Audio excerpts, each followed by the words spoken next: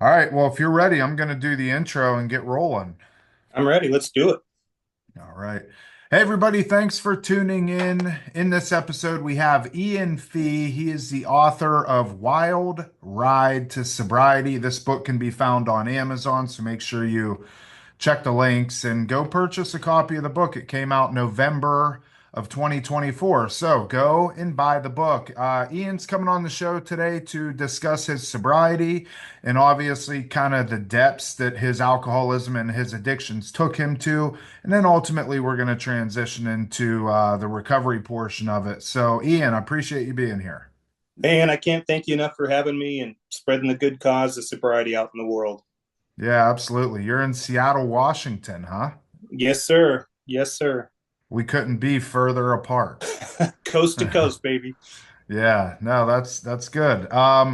So look, as far as our listener base, a lot of it is it's kind of a mixed bag, right? We got some people in recovery, but a lot of our listeners are family members and loved ones, that are really trying to navigate addiction and understand like what to do, who to, how just overall how to navigate it.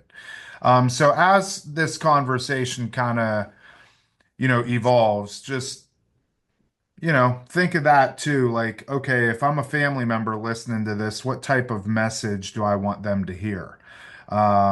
And yeah, we'll just go from there. It's all organic, nothing scripted. So, tell Awesome. us a little bit about yourself and, we'll just go from there. Yeah. Ian Fee, been sober, almost 8 years. My first drink was at the age of one. At 13, I was bartending parties for my parents. Really didn't drink a whole lot in high school, was a pretty established athlete. Got out of high school, college, work, and man, I thought the partying began and the relationships that I thought I was building around booze and business and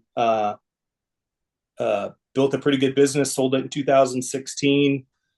Two failed marriages, absentee for my kids. 2017 kind of hit rock bottom and had to get my stuff together.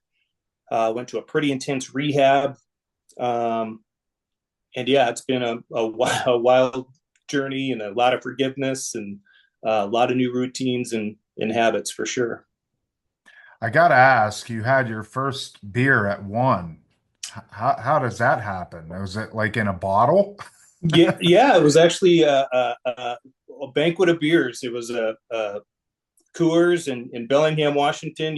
As just a little kid, one of those little circly bouncy things, and my dad uh, gave me some beer. Apparently, I don't know if I was crying. I didn't look like I was crying, but uh, maybe I was parched at the age of one, bouncing around in this little thing.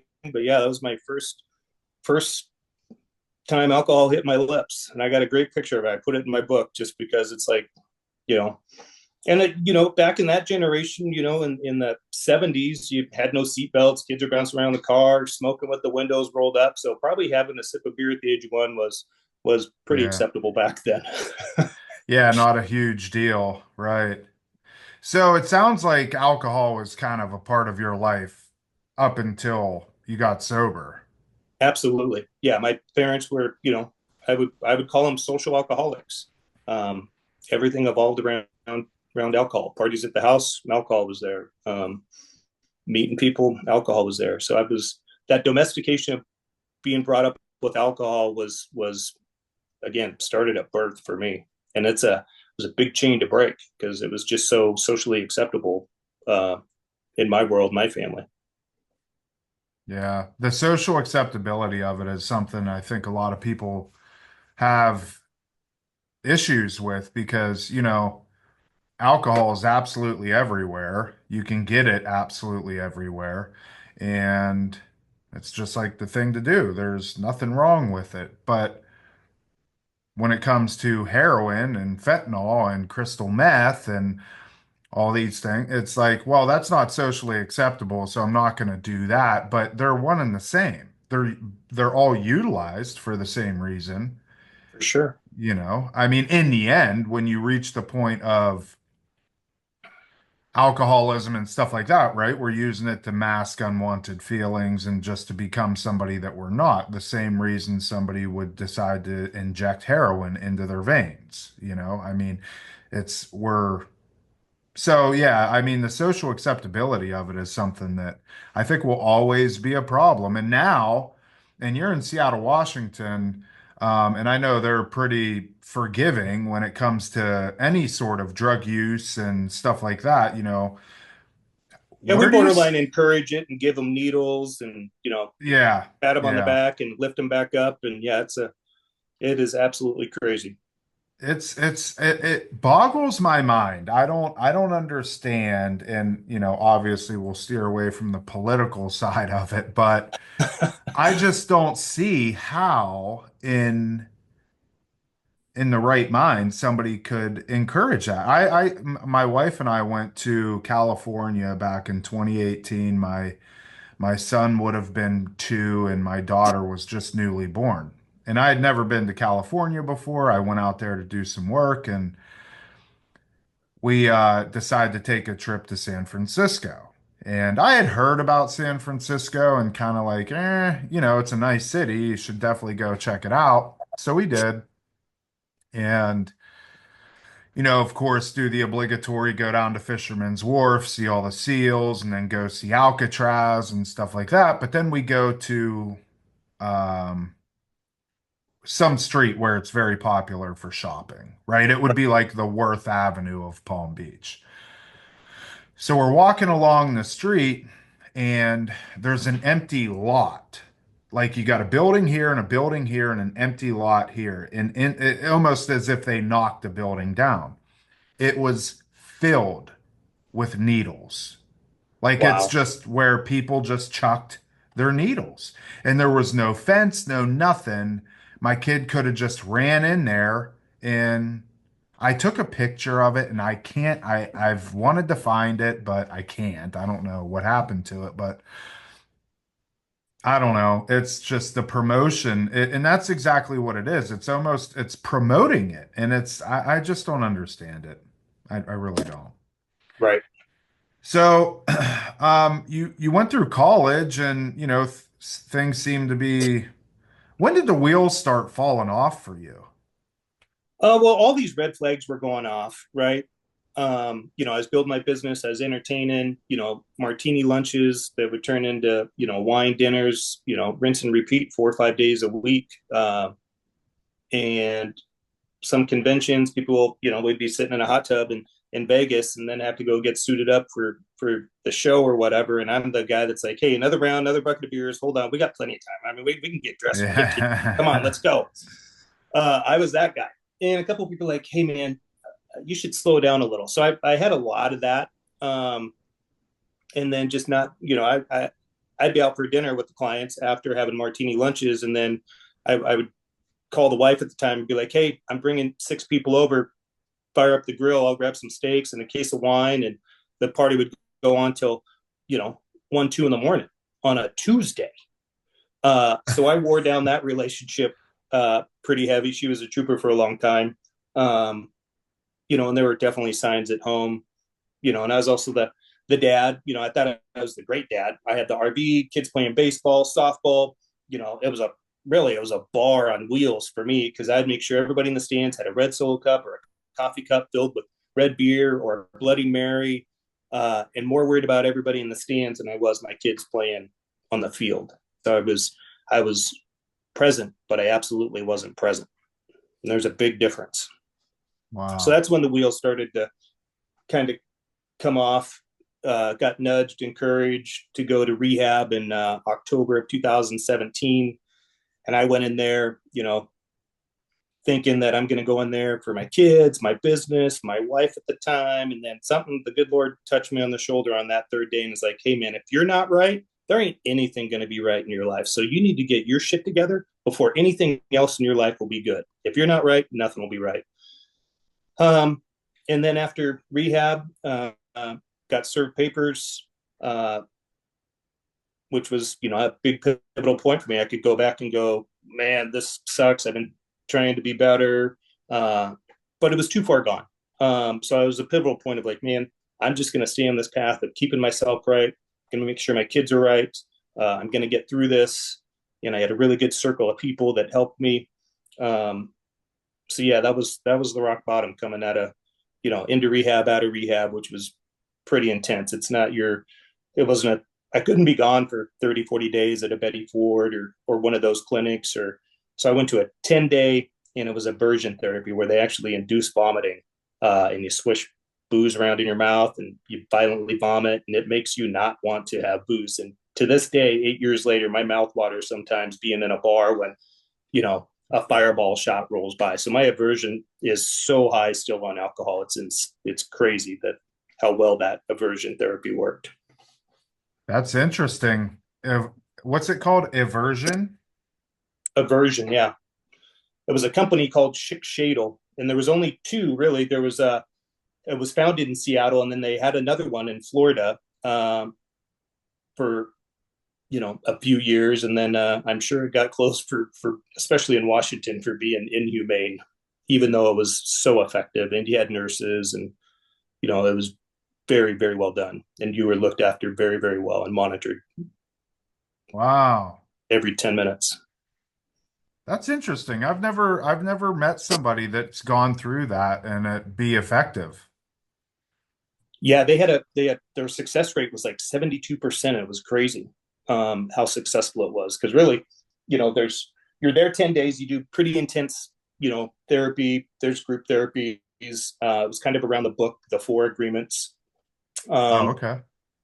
um, speak in couple, do your best, don't take anything personal. So it was all based around that. But we called them Duffy days. So you'd go into a little bit of it looked like a, doctor's office that you would go into when you're going to get your checkup, but the counter where there's all those little trinkets and gloves, it was a full bar. And you're sitting in front of a mirror with a steel bowl in a chair. I called them the bartenders, but the nurse is right next to you. And you got kids. So you know what Epicac is. It induces vomiting in case kids, get into something bad or whatever. Well, they give you 16 ounces of that. And for me, it takes 9 minutes before you get that woozy, like hangover feel and like, whoo, my mouth's watering. Not great. They give you 16 ounces of warm salt water.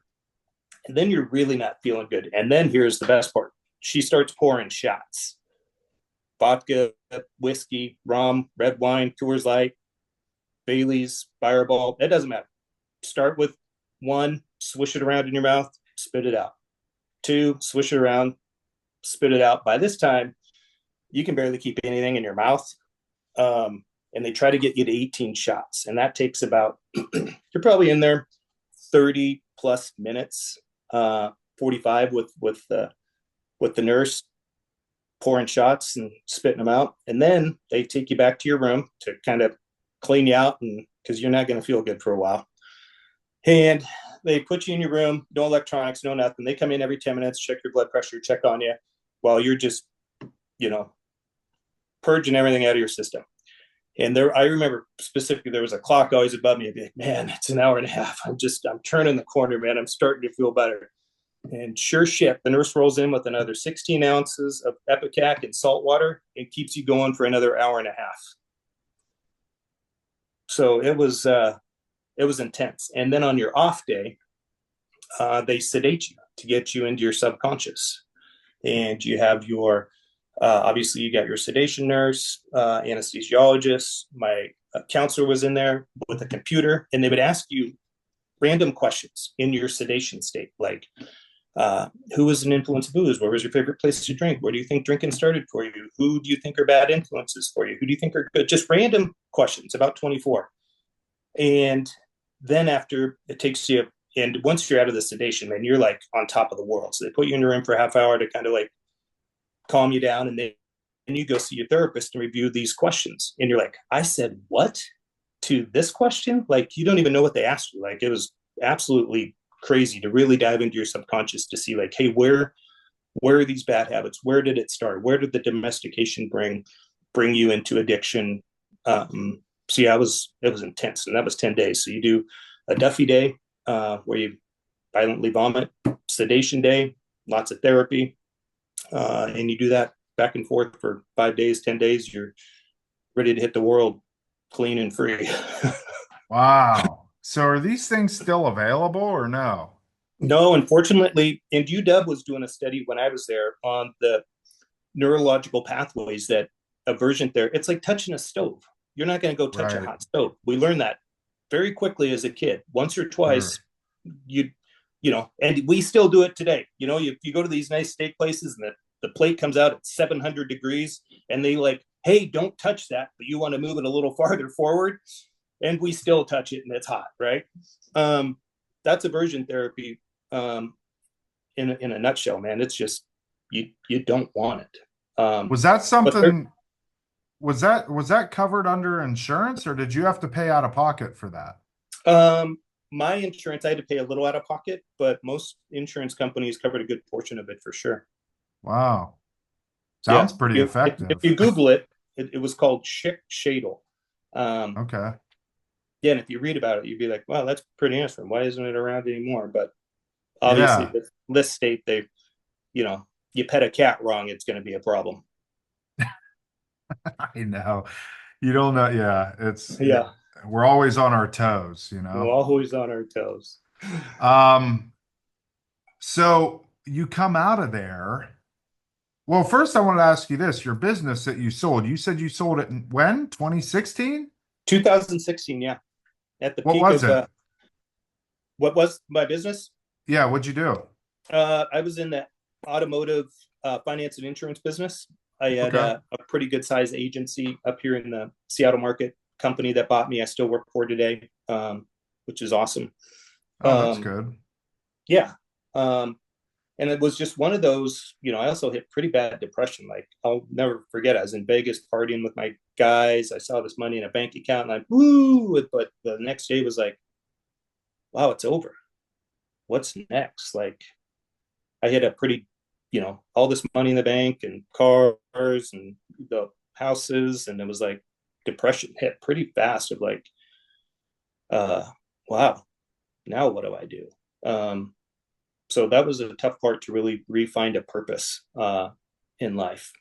And, obviously going through rehab, writing this book to like make an impact on people is like, that's my journey, man, to go make a difference on somebody that could be a better dad, a better husband, a better business owner, better friend, uh, uh, a better brother.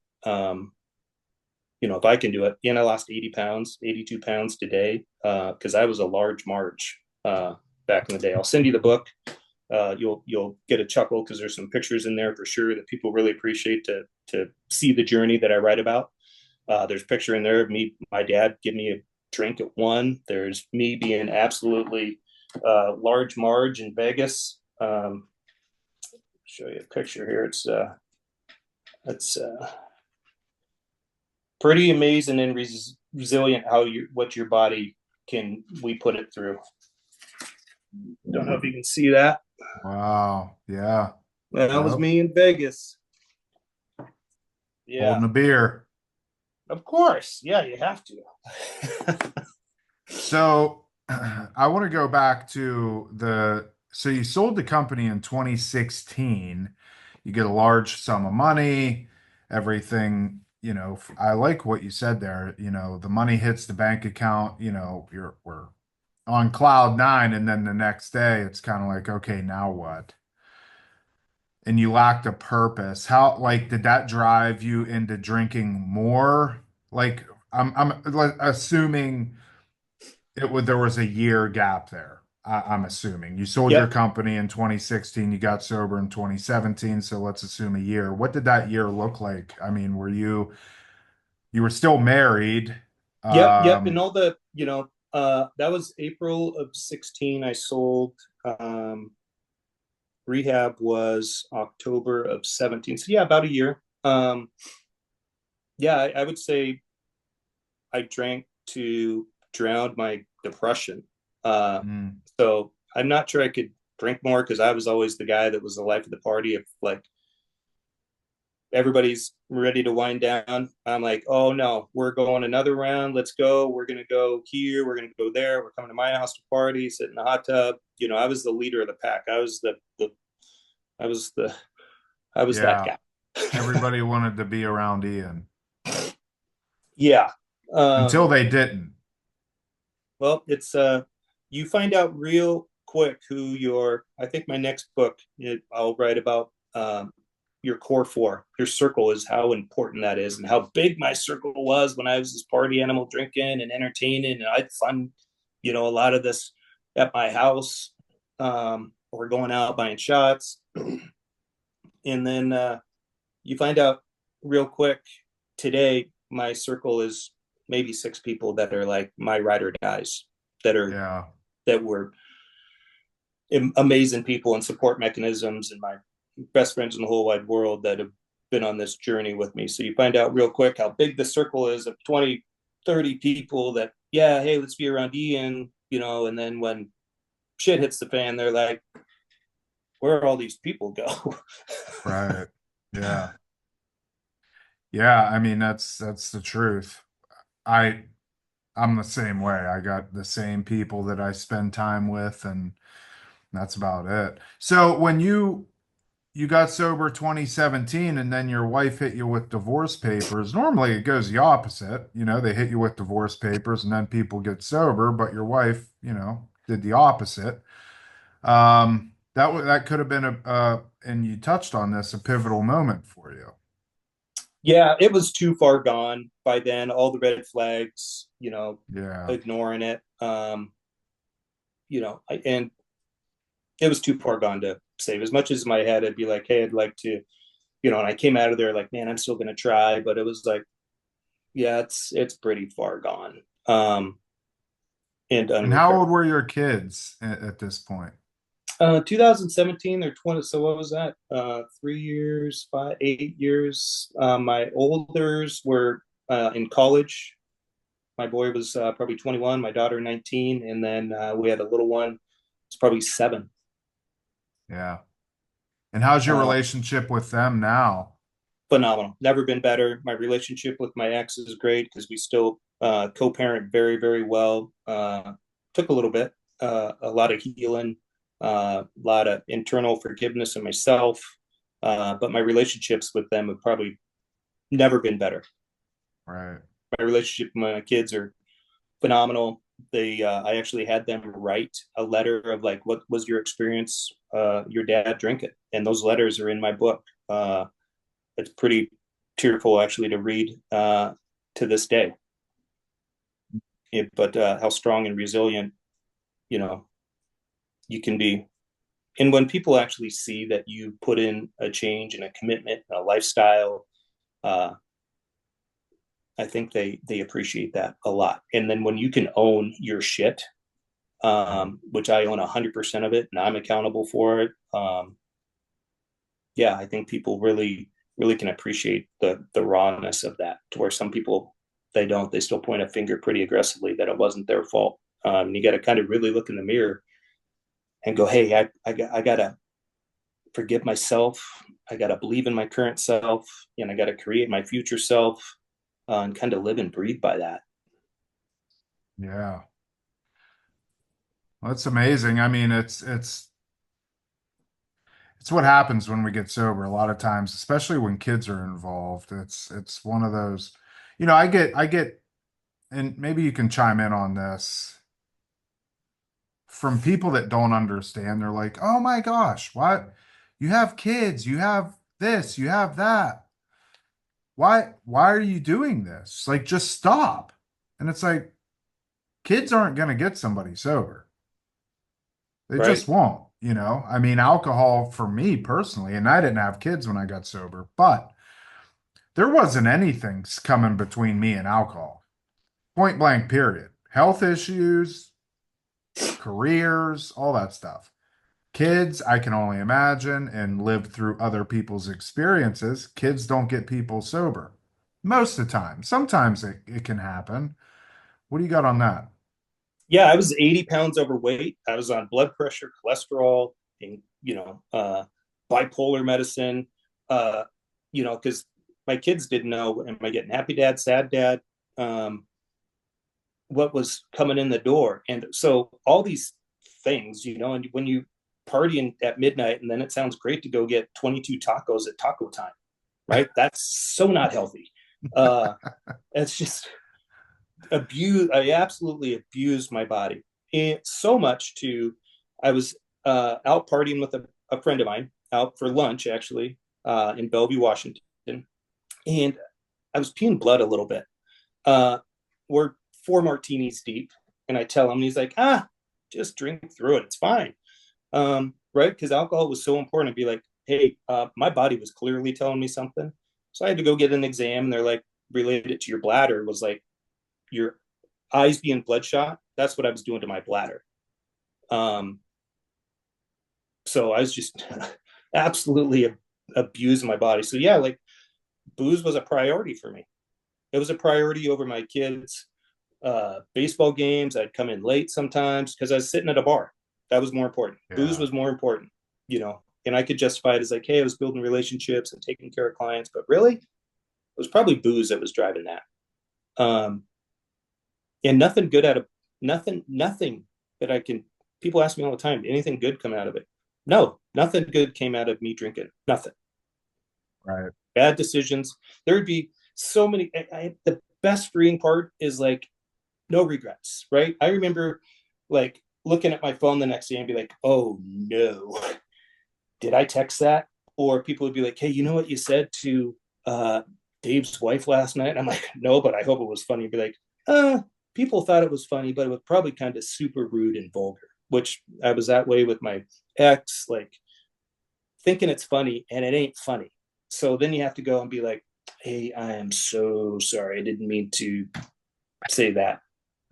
And it's like, I don't have any of those. And it's so freeing. Like that was a daily occurrence almost of like, I said, what? Well, they shouldn't be offended. I was just kidding. That was drunky. And what are you talking about?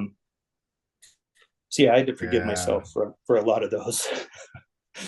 Oh boy. It's one thing that iPhones did, and smartphones, it captured all of the insanities that we did, 30, 40 years ago, probably not so much. It's like, oh, I didn't do that. And there was no proof. Well, now there's proof. Right. Yeah. Yeah. Yeah. Yeah, for sure. Um, so, I'm a 12 step guy. At the podcast, we're very big in 12 steps. Mm-hmm. And what have you done over the last 7 years to maintain your sobriety, or 8 years? Writing a book.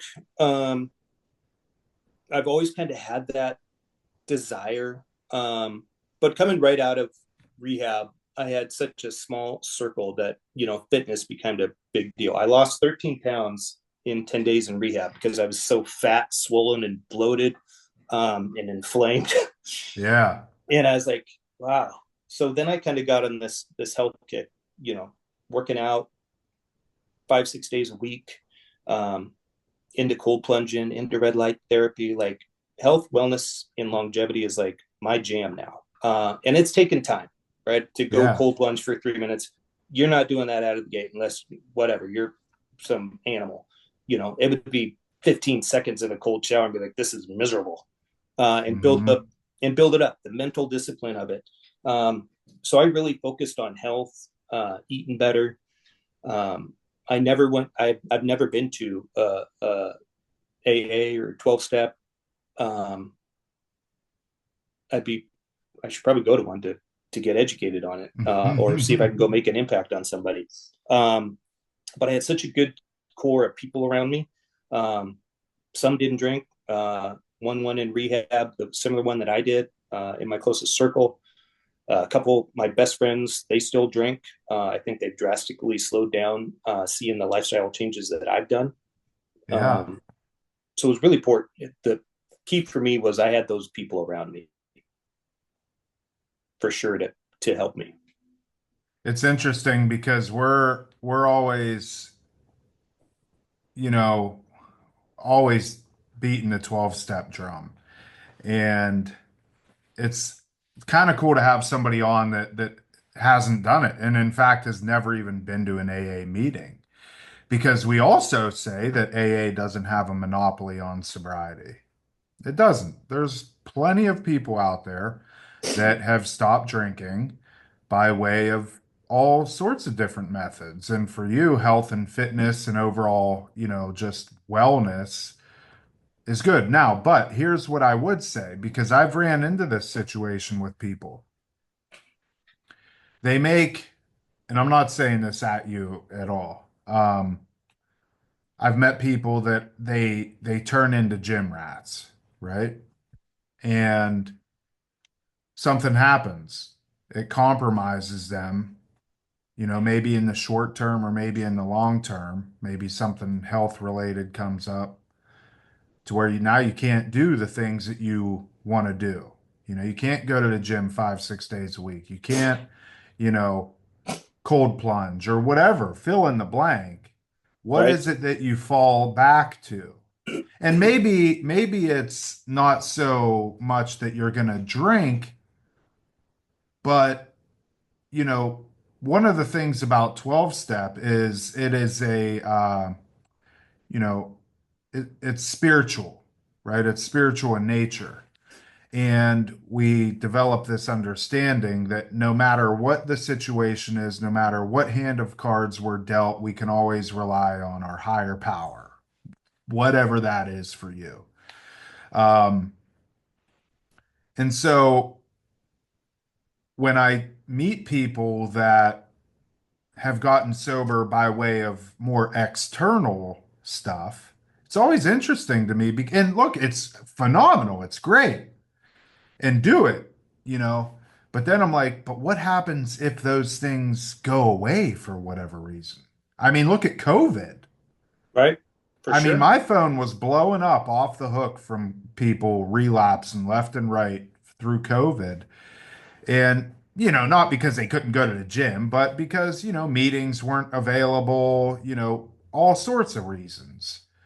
What's your thoughts on that? But you did say that you think that's something that you should try. I would encourage it for sure. Yeah. Definitely. And I think it all comes down to community, whether it's an Ah, AA community, mhm. a family community, your friend community, your business community. Mm. Is the gym for me is just a dopamine hit, and it's like I want to be Yep. healthy. I want to live longer for my family. Yeah. If that went away, to answer your question, is the community and the my core circle, my core Yep. four is in that community. You have to have that community, and probably your phone blown up in during COVID is people wanted to reach out to you because they wanted to still have that piece of community, that camaraderie, right? Like Mm. it's so important in business life, kids, whatever, to have that camaraderie in that community, no matter what it is in life, right? Yeah. Um, the people that can, the people that can absolutely be raw with you and support you and guide you in the right direction, that you trust and respect their opinion when they're just knocking you in the face of like, hey, this it's not time to go have a drink. It is time to stay on your path, right? You're sitting at home in COVID. Let's go. What can we do to find something to distract you, to keep you busy? Right. I think that's so important to have those people in your life, just like what you're doing with your podcast, man. You're creating a community that people want to listen in and want that guidance and support, um, which is phenomenal that you're doing it. You're taking that leadership role, and people admire that you're doing that because you are affecting and making an impact on so many people, even if you don't even realize it yet. That Oh, that yeah. community is so important. And one of the biggest things, in anybody that's listened to the podcast for any length of time, I'm I say, and I'm very open about this. You give me somebody that has worked the 12 steps, but they don't have a community, they're probably going to drink. You give somebody that has a community and they don't work the 12 steps, they have a better shot at staying sober. That's my honest opinion I absolutely because agree. I think community is first and foremost the most important thing. Surrounding ourselves with people that are like-minded and have the same end goals in mind, right? It's that you are the average of the sum of the five people you hang around with. So That's accurate. simple. Yeah, So, show me your friends. I'll show you your future, right? yeah. Yeah, so if you don't want to go down this 12-step road, that's totally fine. Find people that are sober at least. I mean, oh man, I talk about that so much. And most of the time though, when people have rebuttals to 12-step, it's not because they don't believe in God or, oh, this is a cult and stuff like that. Of course, you always hear that. It just Sure. boils down to plain laziness. You know what I mean? Like, Yeah. because I tell people all the time, I don't care if you do 12-step or not, but what are you going to do in replacement of? You know? And for Yeah. you, it was You have building to find, community. you have to find something, right? Yeah. And maybe that, I use the gym, is a gym community for me. I really don't talk to a lot of people in there. I just go kind of do my jam and I'm out. Yeah. Um, but it's my core people, man, that are always checking in with you every day. Hey, how you doing? My mom passed away in this October. It's like you find out real quick who your real friends are and genuinely concerned with you. Um, my core four, every single one of them. One was going to fly in from St. Louis, the other one's coming in from Oregon, like California. Like, hey, I will be there for you. You just let me know what you need, man. And that is the people that you want in your life. When Yeah. there is the toughest times and you're at the very bottom, rock bottom of your life, look around and who are those people that are by your side? And don't ever forget that. Yeah, because a lot of times, especially people that have alcoholism, they automatically associate rock bottoms being associated to alcohol, when in fact, my world has been rocked on a couple of occasions sober, How you long is your know. sobriety? It'll be 15 years in Oh my September. God. Awesome. Yep. Yep. And again, it boils down to what defenses do we have put in place against the next drink? And a lot of times people are just like, oh, I'm just going to be sober by osmosis. And it's like, no, you're not. You're not, because something's going to happen in your life and you're not going to know what to turn to. My dad had a stroke 3 years ago. I found him, right? And it was like very traumatic. Never even crossed my mind to drink. What crossed my mind is, how am I going to show up for this situation? My daughter just a month ago got diagnosed with type 1 diabetes at 7 years old. Wow. I was angry for, a few days, but in the end, it's like, okay, this stuff happens. These situations don't pause just because we got sober. It's, in fact, it can get worse, you know. For sure. So, well, I love what you're doing with the book, and, sounds like your life is totally transformed. Congratulations on losing all that weight too, by the way. That's amazing. Have you ever listened to Mind Pump podcast? No, mind pump. Yeah. I'm If writing you're that one. into that stuff, you'll love them. You'll love them. Yeah, they're based out of San Jose, California. Mm-hmm. It's Sal DiStefano, Adam Schaefer, and Justin Andrews, and then Doug. I don't know Doug's last name, but um, they started a podcast 10 years ago. I've gone on their show. They're the number one downloaded health and fitness podcast. They get 15 million downloads a month. Wow. Um, Ben and I flew out there July of last year to record with them. Great group of guys, but you said you're into like cold plunge and red light. I don't know if you're familiar with Juve. They're like the premier red light company out there. They're sponsored by Juve and Legion Athletics and Organifi. They're a great, great, great group of guys, and you're not far from them. Awesome. Yeah. Yeah, so definitely check them out. So what's in the path? Like what's next for you? I know you said you're writing another book, or it's in the cards. Yeah. I kind of held up, you know, uh, I bought the naming rights to it. That's probably a couple years down the road, but the common denominator, that half a dozen podcasts I've been on, the whole thing is community, your core four, who's your circle, and I want to write Yeah. about how important that is, how big my circle was drinking, and then how important, no matter what's going on in your life, whether it's a family death, child issues, sobriety, alcohol, drugs, porn, I don't care what it is. Man, Right. your circle will help you if you're in Yeah. the right circle.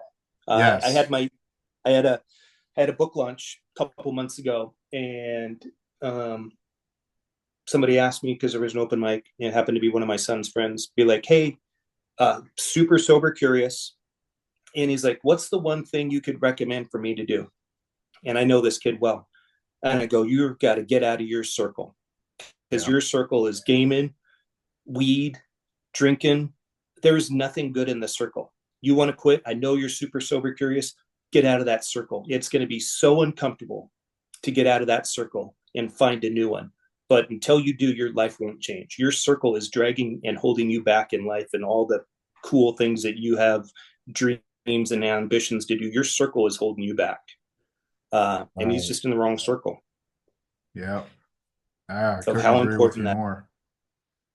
And it was so therapeutic. I'd never thought I was, I email and I text like a caveman. So I thought, if I was writing this book, it would be 4 pages and 20 pages of pictures. So I hired a ghostwriter that really helped me get 141 pages down there. And they're really, it's everybody I talked to is that's read the book. It's not chapter driven. They're stories. It's some are a paragraph, and they're very segmented. So it resonates with all walks of life. There's something in there that'll touch somebody for sure.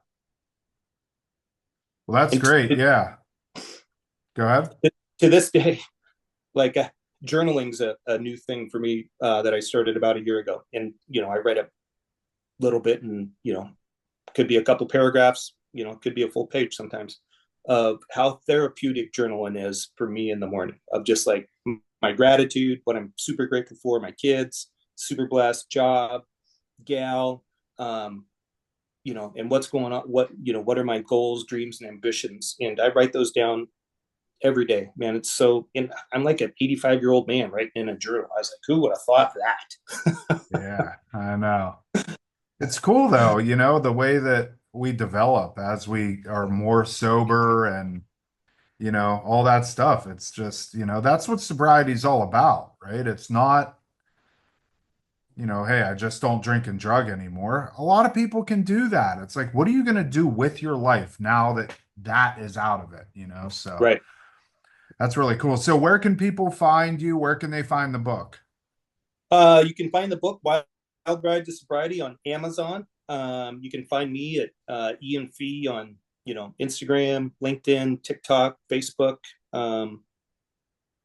Yeah, and highly encourage, if you want a good laugh, a good cry, check out the book. You want some life changing? There's some stuff that I've done, from cold plunging to red light to just longevity stuff to help me be around longer and be a better dad for my kids. All that's all my life journeys in there for sure. Awesome. Well, Ian, I appreciate you coming on and yeah, man, I'm gonna take us out. Don't hang up though. We can connect after. Appreciate your time. Thank you so much for having me. All right, that is it for this episode of Real Recovery Talk. Thank you, thank you, thank you for tuning in. In the end, if you have any comments, questions, or concerns, you could always reach us. info@realrecoverytalk.com. Again, that's info@realrecoverytalk.com. And ultimately, we want to help you turn your mess into your message. That is it. We will see y'all later.